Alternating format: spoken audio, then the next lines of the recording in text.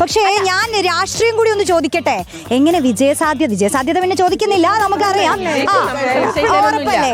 പക്ഷേ ചരിത്രം ആവർത്തിക്കും. പ്രതിപക്ഷമില്ലാത്ത നഗരസഭയായി നമ്മുടെ നഗരസഭ ഈ തവണയും അത് ഇപ്പൊ ഒരുപാട് ആരോപണങ്ങളും കാര്യങ്ങളൊക്കെ ഈ ഒരു സമയത്ത് തന്നെ വന്നിട്ടുണ്ടായിരുന്നു. ഇപ്പൊ സുധാകരനാണെന്നുണ്ടെങ്കിലും ഇവിടെ നാഥനില കളരിയാണ്, അതാണ് ഇതാണെന്നൊക്കെ പറയുന്നുണ്ട്. അപ്പൊ അതിനെയൊക്കെ നിങ്ങൾ എങ്ങനെ പ്രതിരോധിക്കും? അത് അവര് കൃത്യമായിട്ട് ഇത് സ്ഥാനാർത്ഥി തന്നെ കൃത്യമായിട്ട് മാധ്യമങ്ങളുടെ മുമ്പിൽ വന്ന് പറഞ്ഞിട്ടുണ്ട്. എന്നെ ആരും നിർബന്ധിച്ചിട്ടില്ല, ഞാൻ സ്വമേധയാ ഞാൻ പിൻവലിച്ചതാന്ന് കൃത്യമായിട്ട് മാധ്യമങ്ങളിലൂടെ എല്ലാവരും കണ്ടിട്ടുണ്ട്.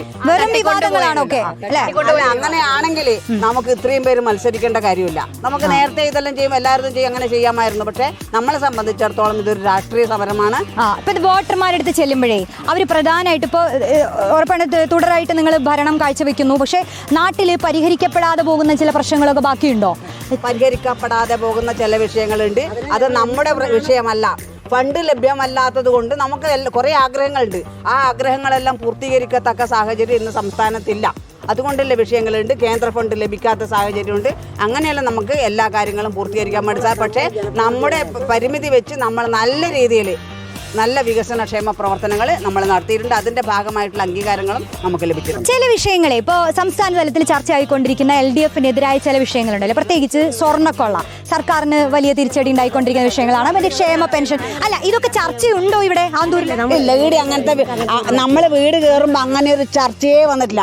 ആന്തൂരുകാരെ സംബന്ധിച്ചിടത്തോളം ഇതിന് പിന്നിലുള്ള ഗൂഢലക്ഷ്യം കൃത്യമായിട്ട് തിരിച്ചറിയാൻ വേണ്ടി സാധിച്ചുകൊണ്ട് തന്നെ നമ്മൾ ആരുടെ ഭാഗത്തുനിന്ന് ഇങ്ങനെ ഒരു വിഷയം ചർച്ചക്കേ വന്നിട്ടില്ല. നാട്ടിലെ വികസനങ്ങളെ കുറിച്ചാണ് ജനങ്ങൾ സംസാരിക്കുന്നത്. അങ്ങനെ വലിയ വിഷയങ്ങളൊന്നുമില്ല. അല്ല, ഞങ്ങളുടെ വികസനങ്ങളെ സംബന്ധിച്ച് ഞങ്ങളുടെ ആന്തൂർ നഗരസഭയിൽ ചെന്ന് ആ ടേബിളെ നോക്കിയാൽ തിരിയും ഞങ്ങൾക്ക് കിട്ടിയ അംഗീകാരങ്ങളും അവാർഡുകളും. 10-13 ജില്ലാ സംസ്ഥാന അവാർഡുകളാണ് ഞങ്ങൾക്ക് കിട്ടിയിരിക്കുന്നത്. മറ്റൊന്ന്, നിങ്ങൾ ഇത്രയും സ്ത്രീകളെ ഒരുമിച്ച് കാണുമ്പോൾ നിങ്ങളുടെ ഒരു സ്ത്രീ പ്രാതിനിധ്യം അത് വലിയ കാര്യമാണല്ലോ. എപ്പോഴും സ്ത്രീകൾ മുന്നോട്ട് വരണം. നമ്മളെപ്പോഴും പറയും പുരുഷന്മാർക്ക് അത്രയും സ്ഥാനാർത്ഥികളുടെ അതിനനുസരിച്ചിട്ട് സ്ത്രീകൾ ഉണ്ടാവുന്നില്ല, സ്ത്രീകൾ എന്തുകൊണ്ട് മുന്നോട്ട് വരുന്നില്ല, അങ്ങനെയൊക്കെ ചോദിക്കുമ്പോഴും ഈ വനിതാ സംവരണം വരും സമയത്തും ഒക്കെ നിങ്ങൾ എങ്ങനെയാണ് അതിനെ നോക്കിക്കാണുന്നത്? നിങ്ങൾക്ക് അവസരങ്ങൾ കിട്ടണമെന്നതിന് നമ്മളേതായിട്ട് നമ്മളെ തിരഞ്ഞെടുക്കുന്നതാണ്.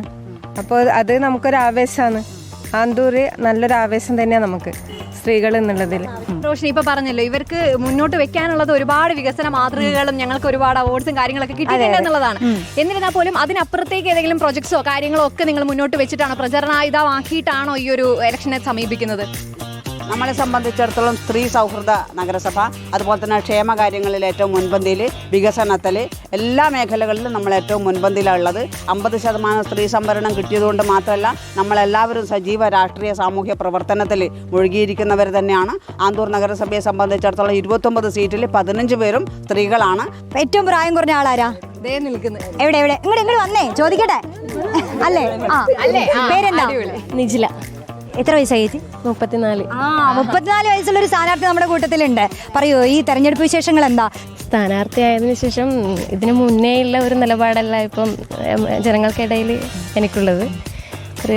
കുറച്ചൊരു എന്താ പറയുക, ഒരു ബഹുമാനമല്ല, ഒരു കൂടുതൽ ഒരു സ്നേഹവും ബഹുമാനവും ഒക്കെ കലർന്ന ആളുകളൊക്കെ അത്തരത്തിലാണ് സമീപം. വോട്ടൊക്കെ ചോദിക്കാൻ ചെല്ലുമ്പോൾ തന്നെ സ്നേഹത്തോടെ സ്വീകരിക്കുന്നു അല്ലേ എല്ലാവരും?